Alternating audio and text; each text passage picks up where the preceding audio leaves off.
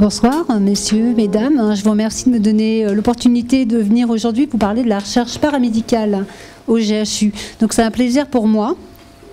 La recherche en soins infirmières existe depuis longtemps. La recherche clinique paramédicale est plus récente. Donc moi je suis cadre supérieur de santé, je travaille sur la direction des soins et j'en charge donc la mission recherche. Donc je vous disais, la recherche en soins, on est habitué au niveau paramédical, on en parle, on la met en application depuis très longtemps, depuis le début de nos formations. La recherche clinique, pour nous, paramédicaux, c'est plus récent. En 2010, grâce à la circulaire de la DGOS, nous avons eu l'opportunité de pouvoir déposer les programmes de recherche. Donc je vous ai fait un petit récapitulatif depuis 2010-2018. Donc vous avez les montants financiers et l'importance de pouvoir déployer et mettre en place des programmes de recherche au même titre que les programmes médicaux et faire avancer la pratique de soins. Nous, au niveau donc de l'établissement, depuis 2010, nous avons pu travailler sur cet axe, développer des programmes. En 2010, nous avions la chance d'obtenir un premier programme de recherche que vous voyez. Donc, si j'ai la petite lumière, voilà, il s'agissait de l'étude PIPA, qui était donc un programme dont j'étais le porteur, donc j'étais le responsable scientifique, qui s'intéressait à la prise en charge des troubles du schéma corporel dans l'anorexie mentale. Donc programme monocentrique qui a été fait sur 100 patients suivis au sein de la clinique mentale, la clinique des maladies mentales et de l'encéphale, service du professeur Gorwood. En 2016, nous avons obtenu un deuxième PHRIP, donc le programme ATSIAP, porté par Jean-Manuel Morvillière, donc infirmier doctorant, qui s'intéressait au levier et à la construction de l'alliance thérapeutique avec les infirmiers et les aides-soignants en psychiatrie. Il s'agissait également d'une étude motocentrique portée par le pôle 75 et 24. Le troisième projet dont on est très fier, donc porté par le pôle 15, qui est de 2019, s'appelle Phoenix, et il s'agit d'une application qui s'intéresse, donc qui est portée par l'équipe Moreau de Tours et qui s'intéresse à la prise en charge du craving dans la dictologie. Donc tous ces projets, faut que je vous explique, c'est qu'en général, sur l'établissement, nous avons tous les ans, nous déposons entre 3 et 4 lettres d'intention en moyenne pour obtenir un projet, comme vous le voyez, pas tous les ans malheureusement. Mais nous sommes très fiers puisque cette année, nous avons déposé à nouveau 4 lettres d'intention au niveau GHU et que sur les 4 lettres d'intention que nous avons déposées, nous avons eu la chance d'avoir un projet retenu en phase 2 que nous avons déposé donc très récemment en projet final. Il s'agit de l'étude Dynamopsy. Alors l'étude Dynamopsy, ce sera le premier projet que nous déposons au niveau GHU puisque les autres étaient déposés soit au titre du Centre hospitalier Sainte-Anne ou Maison Blanche. Et celui-ci, c'est le premier projet paramédical, donc GHU.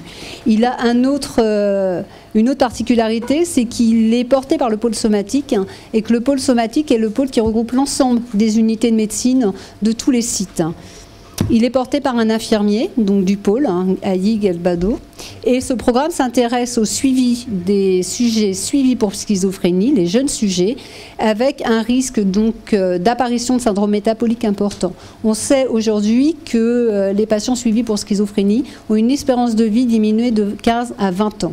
Et nous, au niveau infirmier, on a souhaité s'intéresser à cette prise en charge totalement paramédicale, au travers d'un programme qu'on leur propose d'environnement enrichi.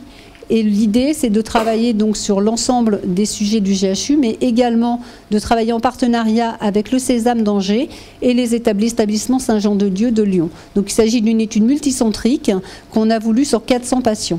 Donc voilà, donc écoutez, on attend maintenant avec impatience les résultats de voir si ce beau projet, on peut le mettre en application.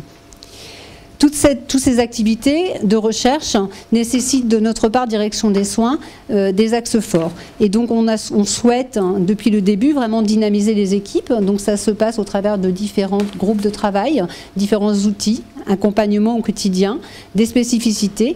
Le GHU nous offre la possibilité d'avoir des multisites et donc des services sur tout le territoire parisien, ce qui est très intéressant pour travailler sur la diversité des prises en charge. On souhaite également améliorer et faciliter l'exercice professionnel de l'ensemble de nos professionnels paramédicaux et bien entendu développer le partenariat, les liens avec l'université, les établissements de santé, la région et suite. Donc produire la recherche pour nous de savoir scientifique, utilisable pour alimenter les prises de décision des équipes soignantes et médico-sociales. Donc c'est l'axe fort de nos missions. Pour ces missions, nous avons des atouts. Dans nos atouts, nous avons la structuration de la recherche clinique sur le GHU, ce qui n'est pas moindre. Sans cette structuration et sans les compétences médicales en termes de recherche, je pense qu'on n'aurait pas pu répondre aussi favorablement dès 2010 au programme de recherche et à la circulaire de la DGES en PHRIP. On a beaucoup à apprendre des médecins et je pense qu'on a su utiliser ce levier et vraiment vaguer.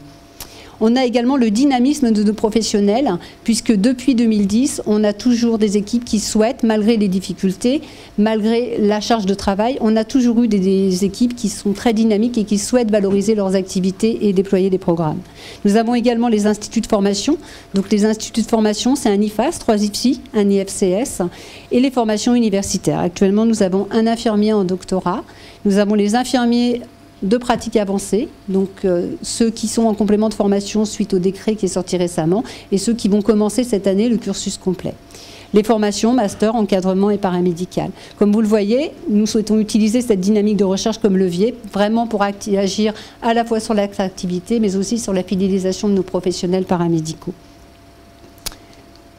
Pour finir, je vous dirais que la direction des soins se veut vraiment comme un rôle pivot dans l'accompagnement de ces équipes au travers de l'amélioration de la qualité afin de pouvoir renforcer l'innovation auprès de nos professionnels. Je vous remercie beaucoup de votre écoute.